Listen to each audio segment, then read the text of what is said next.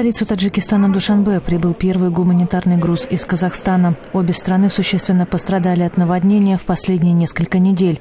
После обращения Таджикистана Казахстан откликнулся на просьбу о помощи и направил соседям горючее, продукты питания и другие предметы первой необходимости. В Киргизии плохо слышащие студенты впервые в истории страны выступили на одной сцене вместе с профессиональными актерами. Пьеса, названная «Надежда», была поставлена Бишкекским молодежным театром, который поставил перед собой задачу на сцене показать, как видят окружающий мир глухие.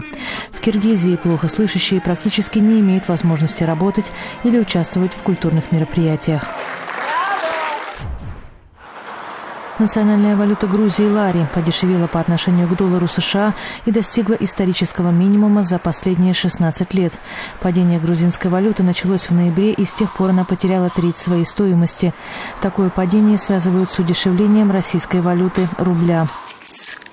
Жители Грузии обеспокоены увеличением стоимости продуктов питания и товаров первой необходимости.